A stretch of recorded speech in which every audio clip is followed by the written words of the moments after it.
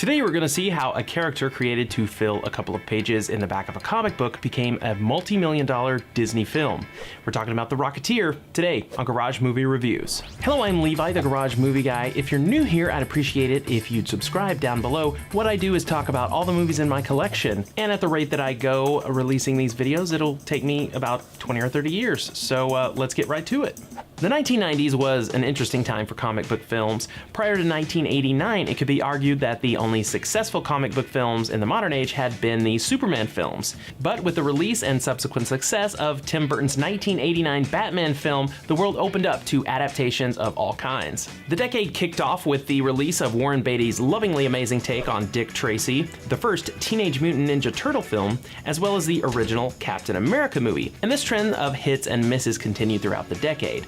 Among those adaptations that graced the big screen were The Crow, Tank Girl, Spawn, The Mask, and Judge Dredd. One of those movies that hit right in my sweet spot was The Rocketeer. I was kind of conditioned to like movies that were set in the 1930s because of the Indiana Jones films and seeing Dick Tracy just the year before. And this movie had it all. It had a high-flying hero, it had his beautiful girl, and it was imbued with the spirit of the aviation era, and it also shares the spirit of pulp heroes like The Shadow and Doc Savage. And the character has a lot more in common with Indiana Jones, and not just their taste in leather jackets and iconic headwear. Both characters were inspired by the Saturday afternoon serials of the early 20th century. These were episodic adventures that were shown in the theater, and every week they would have a new adventure that usually ended on a cliffhanger. The Rocketeer stars Billy Campbell as Cliff Secord, a barnstorming stunt pilot who's interested in flying, and his girl Jenny. When Cliff and his friend Peavy discover a rocket pack of dubious origin, they find themselves surrounded by G-men, gangsters, and Nazis. Secord has to learn to pilot the rocket pack and become the Rocketeer in order to save his girl and possibly the world.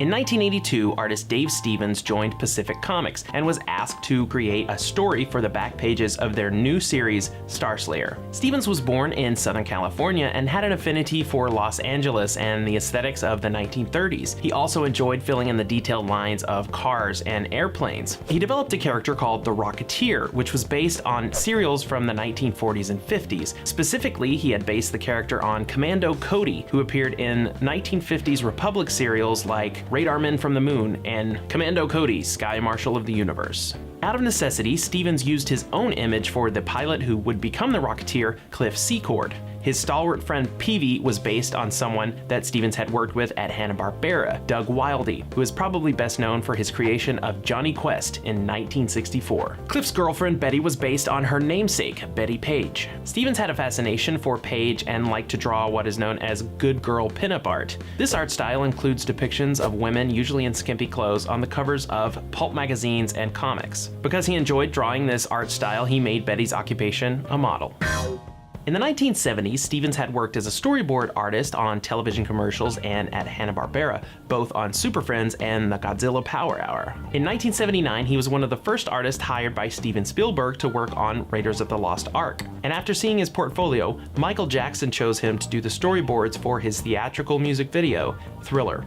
Stevens might never have revisited his character of the Rocketeer after that initial run, but Pacific Comics immediately began receiving fan mail directed toward the Rocketeer. With his character gaining popularity and a lifelong love of movies, it's no wonder that Stevens soon wanted the Rocketeer to make the jump to film. In 1983, he optioned the film to Steve Miner, who had just finished directing the first two Friday the 13th sequels. Unfortunately, Miner's vision did not align with Stevens. Miner wanted to make the character more contemporary, but Stevens felt that the period setting was an important part of the story. In 1985, Stevens saw a low-budget film called Zone Troopers and gave the creators, Danny Bilson and Paul DeMeo, a free option on the Rocketeer. This writing duo made a habit of bringing comic book characters to the screen. Later in 1990, a year before the Rocketeer would be released in theaters, the duo created the live-action TV series The Flash. It's not guns that kill people, it's these little hard things. Fortunately for Stevens, these men shared an affection for the serial origins of the Rocketeer and had a love for the 1930s setting of the story. In the beginning, the trio set out to make a low-budget black and white film that was sort of an homage to the Commando Cody serials that inspired the character. A little later, writer and director William Deere became interested in the project. and because he shared the same vision as the other men, he joined the team. Currently, Deer had been working on his own project, Harry and the Hendersons, which is one of my childhood favorites as well. Deer contributed a lot to the script, suggesting that the setting should be adjusted to 1930s Hollywood, and taking the finale from a submarine to a Zeppelin. Now that the group had Deer on their side as a director and co-writer, they decided to shop out a higher quality product. In fact, when they went to studios, they found that anything they brought them that was budgeted for less than $5 million, they just didn't look at. And in general, they had trouble selling this idea of a comic book film because remember, this is the mid-1980s. This was before Batman. This was before Dick Tracy. So really, comic book properties hadn't proved to be a success. And in Steven's own words, we got there about 3 years too early for our own good.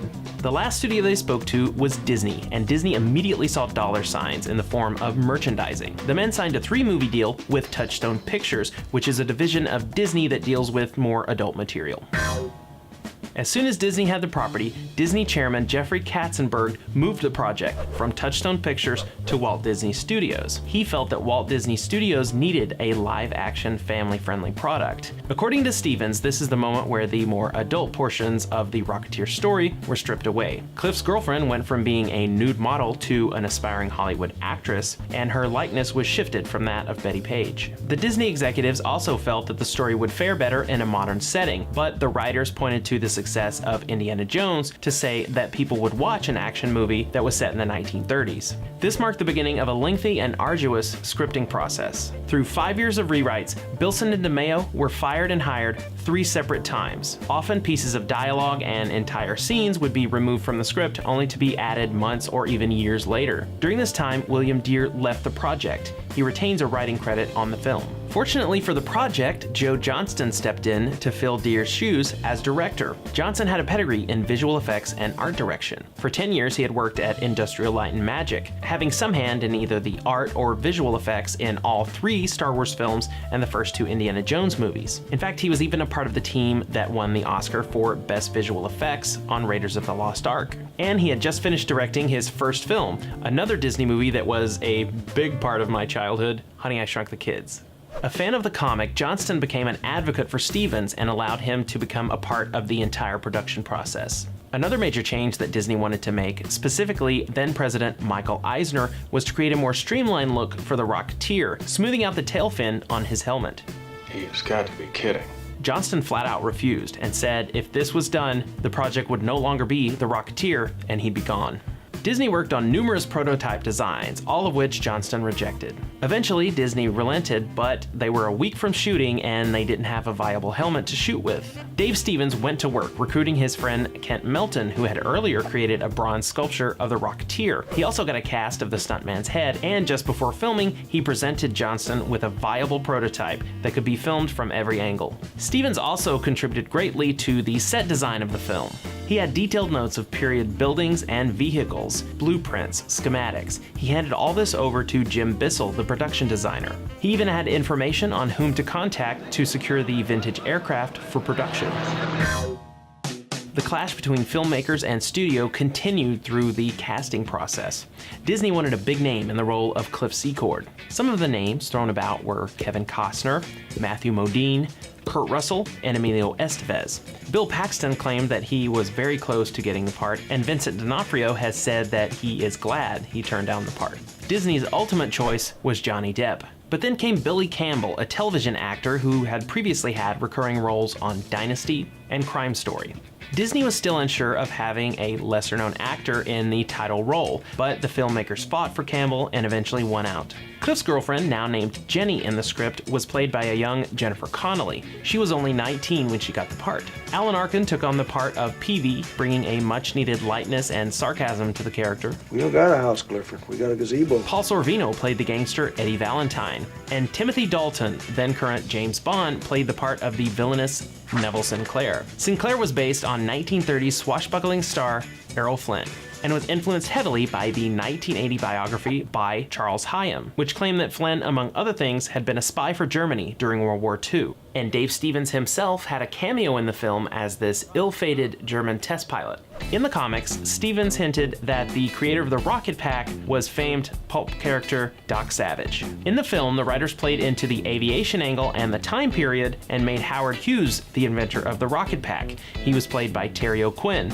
Most people know him as Locke on Lost. Some other actors you might recognize in the film are William Sanderson, Larry from Newhart. John Polito plays Mr. Bigelow, the man that gives the Rocketeer his name. It's all part of the show. You might also recognize him as Mr. Gideon from The Crow, or as a Brother Seamus in The Big Lebowski. And the owner of the Bulldog Cafe, Millie, is played by Margot Martindale. Go after her, you dope. Who was in the FX series Justified as well as The Americans. She can currently be seen in the Amazon original Sneaky Pete, which was created by David Shore and Bryan Cranston. One character that always stood out to me was the bad guy tough Lothar. He was a mountain of a man, played by Tiny Ron. Ron was a basketball player in the 1970s, and his first gig was Al, the faceless man in the television series Police Squad, and later in the Naked Gun movies. No, the other side. Just before appearing in The Rocketeer, he played a character named Mountain in the masterpiece of machismo, Roadhouse. He's the guy that gets punched in the junk by Sam Elliott. But back to the Rocketeer, Lothar has a very distinctive face. He also has an MO that involves folding men in half. Stevens had based Lothar on a character called the Creeper who had appeared in a series of 1940s Universal films. Lothar is the spitting image of the Creeper. The makeup was a creation of the legendary Rick Baker. But in the 1940s, this look wasn't achieved by makeup. The Creeper, also known as the Brute Man, was played by Rondo Hatton, whose nickname was the Monster Without Makeup. Hatton had developed a condition called acromegaly, a pituitary disease that caused the soft tissues in his face to continue growing, giving him his distinctive appearance. His character dispatched those who had wronged him by, you guessed it, breaking their backs. Tiny Ron also has a brief cameo in The Rocketeer out of makeup. Big gopher.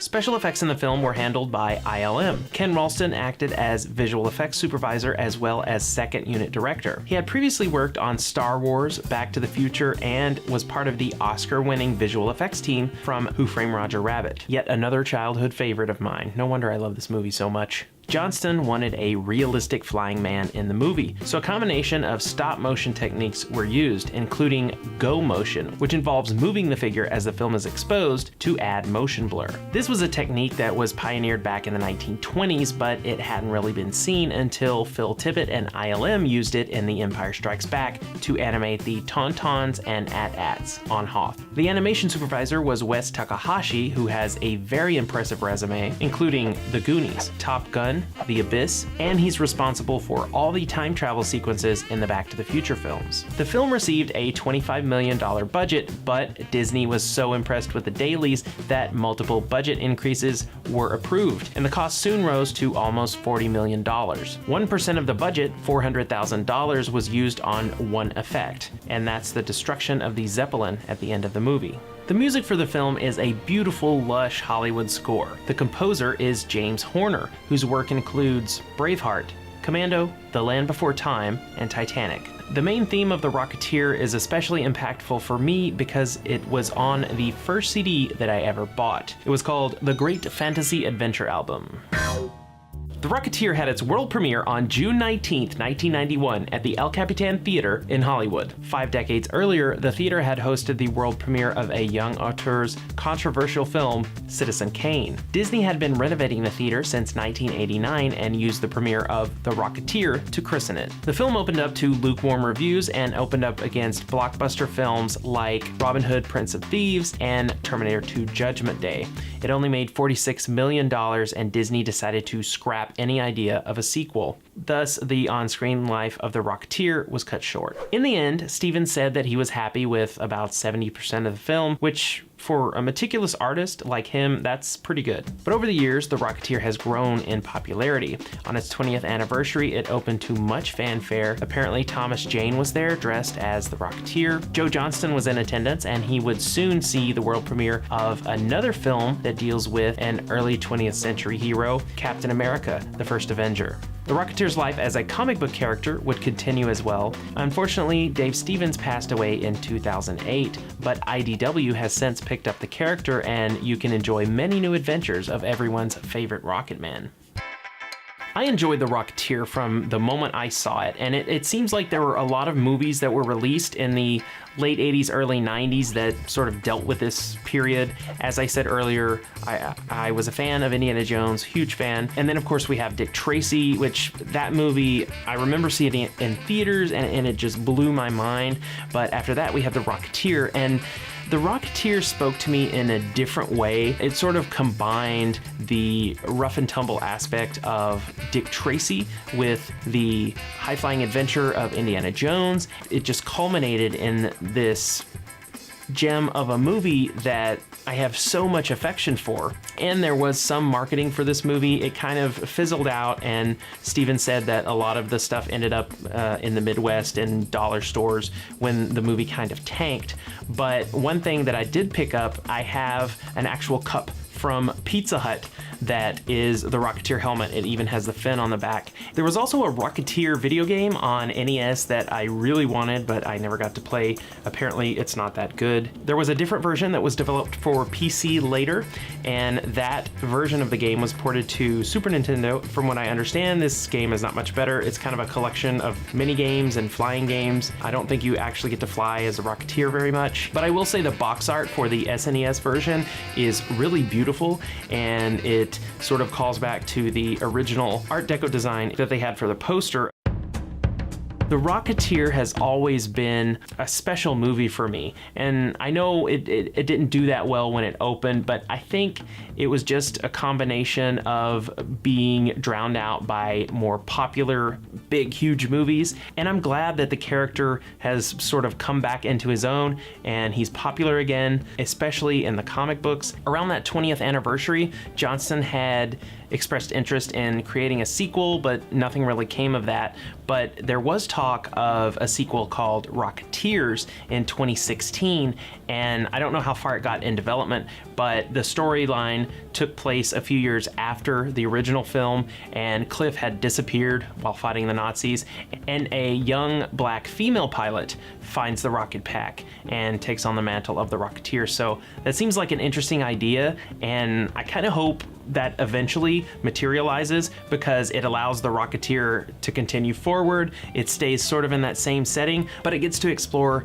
some, more relevant, maybe social issues than the Rocketeer would have in its original form. The exciting thing is Disney is actually going forward with a new animated show called The Rocketeer. It's going to be 3D animated, and it's targeted to their 2 to 5-year-old Disney Junior audience. The series follows a young girl named Kit who discovers the rocket pack, and she's joined with her friends Tesh and Ambrose on these crazy adventures. It might not be exactly what some people expect. It's also going to be, I believe, in the modern day, so it'll be interesting to see how that adjustment is made. But my kids are perfect for that age range, so maybe this is a way for them to get introduced to this character that they will enjoy, and a new generation can enjoy the character that way. I am really looking forward to if this other sequel ever gets off the ground. I think it's a really interesting concept, and I think with that sort of treatment, it's a great way to bring in the nostalgia crowd, but also make it a little bit different for newer audiences. So let's keep our fingers crossed for that.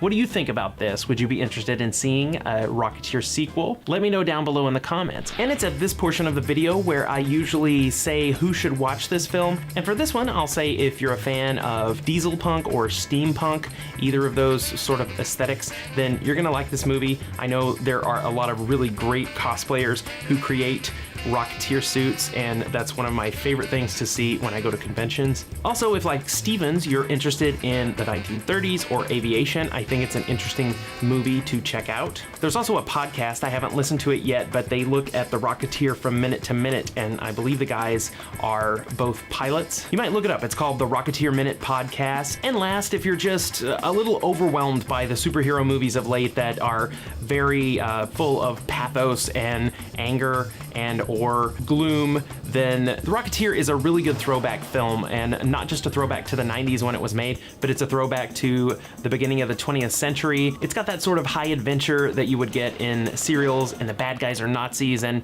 it's just a very easy movie to digest, but it's a lot of fun. If you're a fellow fan of The Rocketeer, please comment down below and let me know. I'd also like to hear from anyone out there who has created any sort of costume elements from The Rocketeer, because I am am fascinated by cosplayers, and like I said, especially the Rocketeer. This is one that I've always been interested in. But until next time, I'm Levi. I almost said the Rocketeer. Until next time, I'm Levi, the Garage Movie Guy, saying, see ya. We're talking about the Rocketeer on Garage Movie Reviews. 37. What? Machismo? Machismo. Oh, it is machismo. Fun camo. At El Capitan Theatre in theater. What? Disney Johnston's to add. There was a sort of high-flying